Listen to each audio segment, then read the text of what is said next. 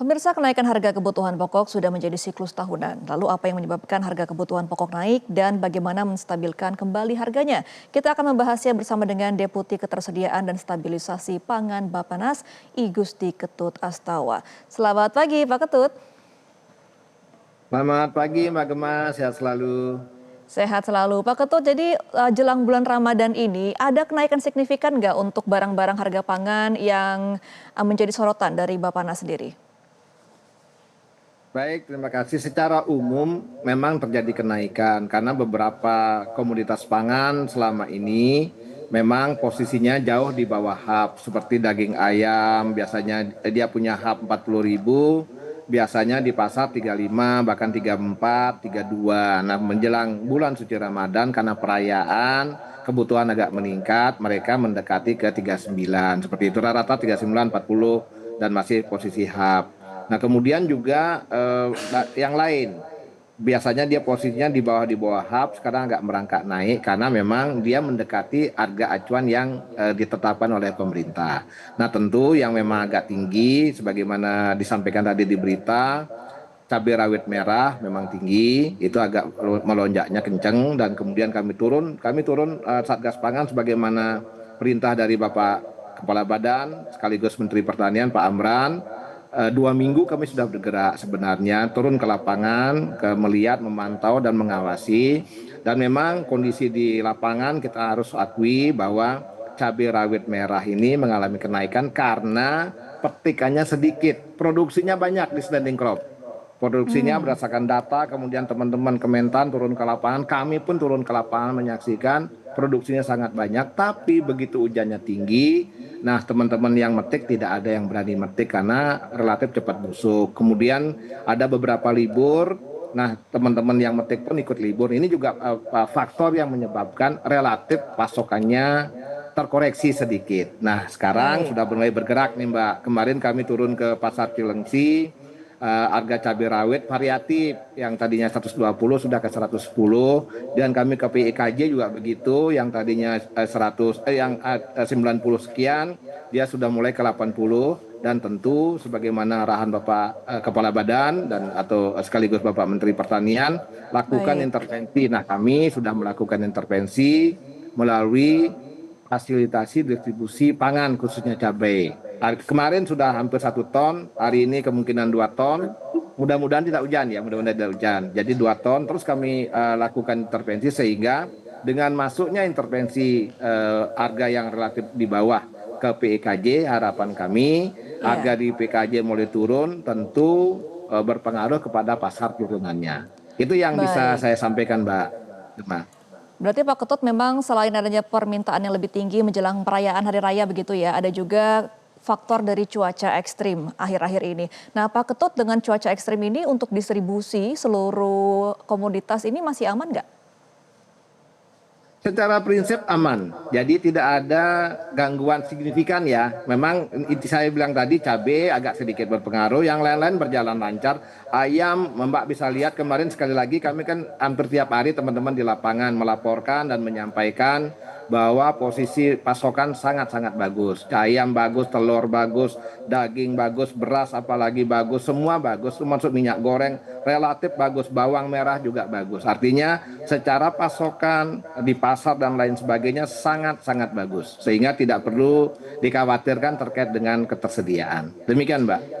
Baik, Pak Ketut kan juga dengan tim sudah melakukan kunjungan ke berbagai lapangan dan juga pasar ya Pak, untuk melihat langsung bagaimana ketersediaan dan juga harga begitu ya.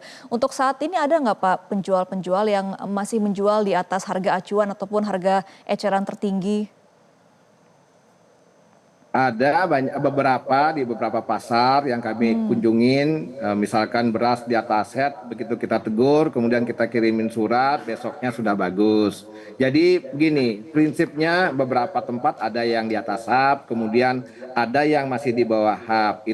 Itu memang masih ada beberapa, tapi dengan masifnya pengawasan yang dilakukan oleh tim Satgas Saber Pelanggaran Pangan yang melibatkan KL terkait, antara lain dari Kemendak, Kementan, Badan Pangan, kemudian Kemendagri, tentu Polri, Kemenko Pangan juga ikut. Tentu ini juga akan minimal mengerem bagi para pelaku usaha yang ingin mengambil keuntungan yang terlalu tinggi atau bahkan mengerem niat pelaku usaha dalam rangka penimbunan dan lain sebagainya. Kenapa? Kami sangat tegas tatkala terjadi penimbunan, tentu Satgas Saber pelanggaran pangannya akan tegas menindak sesuai dengan ketentuan yang berlaku. Juga terkait dengan hal-hal lain, misalkan terjadi pengoplosan dan lain sebagainya. Dan tidak hanya harga yang diawasi. Artinya pemerintah juga ingin menjamin bahwa keamanan pangan segar yang dikonsumsi oleh masyarakat, yang dijual oleh para pedagang harus dijamin juga. Nah, oleh karena itu, dalam pelaksanaannya di lapangan, tim juga akan memeriksa potensi-potensi apabila pangan tersebut mengandung misalkan boraks, formalin, pestisida dan lain sebagainya. Ada aturan-aturannya sehingga dalam pelaksanaan pengawasannya simultan dua-duanya. Pengawasan harga sekaligus pengawasan keamanan pangan. Dan ini tentu melibatkan teman-teman dinas provinsi maupun dinas kabupaten kota. Demikian, Mbak. Baik, nah Pak Ketut, kalau masyarakat ada menemukan kejadian di lapangan misalnya ada penimbunan atau kenaikan harga yang tidak wajar, ini bisa melapor kemana Pak Ketut? Tentu kami sudah punya hotline dan sudah kita sebarkan juga. Kalau boleh saya sampaikan, hotline-nya 0853 8545 0833. Saya ulangi, 0853 8545 0833. Ini sudah beberapa keluhan sudah masuk dan keluhan hari ini masuk, hari ini juga ditindaklanjuti. Kenapa? Karena tim ada di semua daerah. Jadi tim pusat atau satgas atau posko pusat langsung mengirim ke lokasi di wilayah kejadian dan tentu pada saat itu juga tim di daerah langsung menyikapi, mengambil tindakan-tindakan yang diperlukan dan menindaklanjuti keluhan-keluhan dari masyarakat. Sehingga cepat sekali Mbak langkahnya dan ini tentu dipantau terus sama Bapak Kepala Badan sekaligus Bapak Menteri Pertanian. Jadi beliau mantau terus perkembangan dan lain sebagainya. Demikian Mbak. Baik.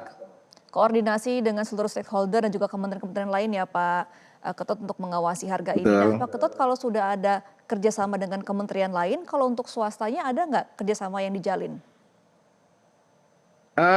Dengan swasta pasti, karena kan tidak mungkin juga pemerintah bergerak. Tentu kami libatkan asosiasi pasar, asosiasi retail modern, juga yang lain, juga importer dan lain sebagainya. Kemarin juga kami mengundang para importer untuk menstabilkan atau menurunkan harga yang tinggi terkait bawang putih. Karena fungsi daripada importer tidak hanya memasukkan barang, tapi mereka punya tugas yang mulia, tugas yang khusus juga untuk menstabilkan harga. Oleh karena itu kemarin kami memanggil para importer untuk meminta, mendorong dan memastikan agar bawang putih di daerah-daerah yang masih tinggi segera turun harganya. Tentu mereka saya minta mendorong, memastikan distributornya untuk menyampaikan atau mendistribusikan bawang putih ke daerah-daerah tersebut dengan harga yang wajar. Sehingga di daerah-daerah yang masih tinggi khususnya timur, harga bawang putih bisa kita kendalikan juga. Nah jadi pelibatannya seluruh Mbak, termasuk pedagang pasar, distributor,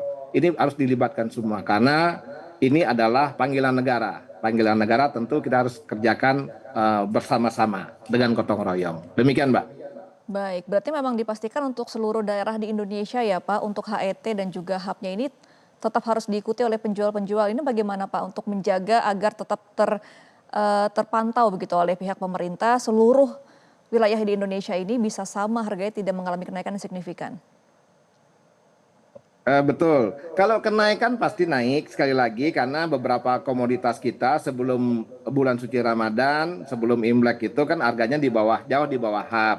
Tentu menjelang hari raya, BKN, Nataru mereka akan merangkak naik, tapi tentu kita harus rem di harga acuan penjualan yang kita tetapkan seminimal mungkin.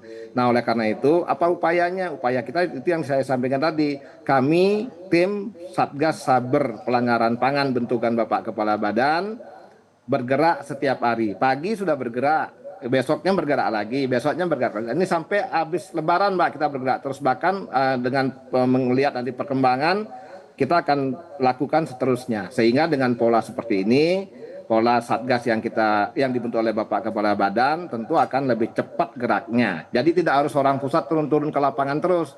Ada problem kita sampaikan ke teman-teman daerah di daerah akan bergerak dia langsung.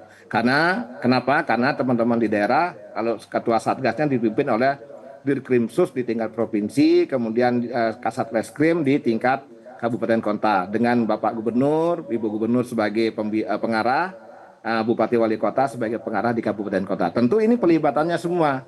Jadi problem harga, problem ketersediaan tidak hanya problem nasional, tapi problem semuanya. Tidak hanya problem pusat saja, tapi problem provinsi, problem daerah. Sehingga teman-teman Bapak Ibu Gubernur yang paham betul wilayahnya, begitu kita sampaikan ada sesuatu yang terjadi terkait dengan ketersediaan, harga, dan lain sebagainya, tentu segera menugaskan Satgas Saber di daerah untuk bergerak. Apalagi dari aturannya, Satgas Saber bergerak setiap hari dan tentu akan menindaklanjuti hal-hal khusus apabila ditugaskan oleh Bapak Gubernur, Ibu Gubernur maupun Bapak Ibu Wali Kota, Bupati. Baik, Demikian. yang paling penting memang koordinasi antar pemerintah, daerah dan juga kota begitu ya Pak Ketut untuk menjaga semua ini agar masyarakat bisa tetap terlindungi hak-haknya sebagai konsumen. Terima kasih Pak Igusti Ketut Astawa selaku Deputi Ketersediaan dan Baik, terima kasih Mbak Stabilisasi Gemma, Pangan sehat Bappenas. selalu, selamat berpuasa. Sehat selalu Bapak Ketut. Mudah-mudahan lancar. Jelajahi cara baru mendapatkan informasi. Download Metro TV Extend sekarang.